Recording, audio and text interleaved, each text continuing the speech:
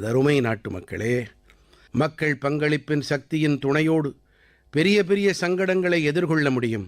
நான் உங்களுக்கு ஒரு ஒலிக்குறிப்பை ஒலிக்கச் செய்கிறேன். இந்த ஒலிக்குறிப்பு சங்கடத்தின் பயங்கரத்தன்மையை உணரச் செய்யும். அந்தச் சங்கடம் எத்தனை பெரியது என்பதை அறிய உணர முதலில் கேளுங்கள், புரிந்து கொள்ளுங்கள்.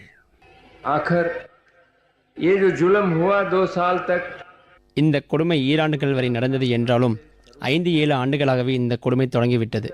ஆனால் ஈராண்டுகளில் அது உச்சக்கட்டத்தை எட்டியது. அப்போது அவசர நிலை மக்களின் மீது திணிக்கப்பட்டது. காட்டு மிராண்டித்தனமான நடவடிக்கைகள் மக்களுக்கு இழைக்கப்பட்டன. மக்களின் சுதந்திர உரிமை பறிக்கப்பட்டது. செய்தித்தாள்களுக்கு எந்த விதமான சுதந்திரமும் இருக்கவில்லை. நீதிமன்றங்கள் முழுமையாக சக்தியற்றவையாக ஆக்கப்பட்டன. மேலும் 1,00,000க்கும் மேற்பட்டவர்கள் சிறைகளில் அடைக்கப்பட்டார்கள். இஷ்டப்படியான காட்டாட்சி நடத்தப்பட்டது. இதற்கு இணையான ஒரு எடுத்துக்காட்டு உலக வரலாற்றில் காட்டுவது கடினமான ஒன்று. और से होती रही, उसकी मिसाल दुनिया के इतिहास में भी मिलना मुश्किल है. நண்பர்களே, இந்த குரல் தேசத்தின் முன்னாள் பிரதம மந்திரியான மொரார்ஜி பாய் தேசாய் அவர்களுடையது. அவர் ரத்தினச் சுருக்கமாக ஆனால் மிகவும் தெளிவான வகையிலே அவசர நிலை காலம் பற்றி தெரிவித்திருக்கின்றார். அந்த காலகட்டம் எப்படி இருந்திருக்கும் என்பதை நீங்களே கற்பனை செய்து பார்த்து கொள்ளுங்கள். அவசர நிலை சட்டத்தை அமல் செய்தவர்கள் நமது அரசியலமைப்பு சட்டத்தை மட்டும் படுகொலை செய்யவில்லை. மாறாக அவர்களின் நோக்கம் நீதிமன்றங்களையும் தங்களின் அடிமைகளாக ஏவல் துறையாக ஆக்குவதுதான்.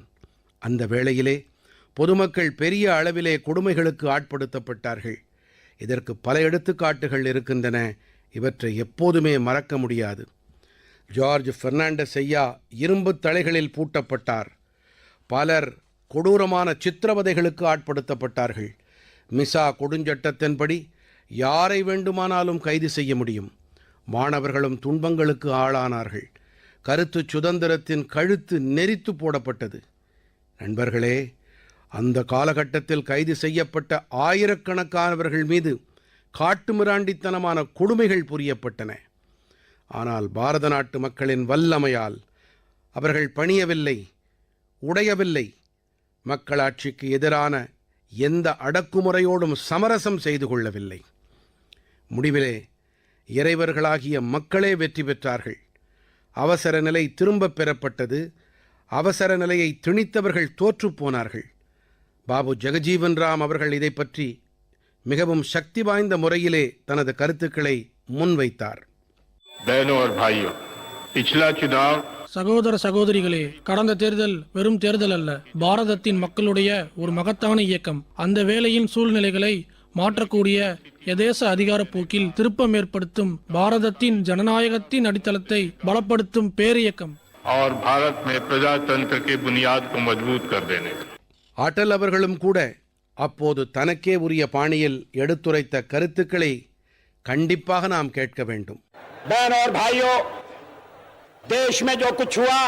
சகோதர சகோதரிகளே, தேசத்தில் நடந்தது வெறும் தேர்தல் என்று நாம் கூறிவிட முடியாது.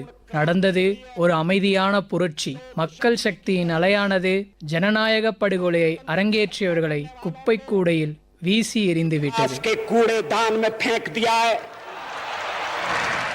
நண்பர்களே, தேசத்தின் மீது அவசர நிலை திணிக்கப்பட்டு 50 ஆண்டுகள் நிறைவடைந்த தருணம் சில நாட்கள் முன்புதான் கடந்தது. அந்த நாளை நாம் அரசியலமைப்பு படுகொலை நாளாக கடைபிடித்தோம். அவசர நிலை காலகட்டத்தின் போது உறுதிப்பாட்டோடு அதை எதிர்கொண்டவர்களை நாம் அனைவரும் எப்போதும் நினைவில் கொள்ள வேண்டும். இதிலிருந்து நமது அரசியலமைப்பு சட்டத்தை சக்தியுடையதாக வைத்திருக்கவும் தொடர்ந்து விழிப்புணர்வோடு இருக்கவும் கருத்தூக்கம் கிடைக்கிறது.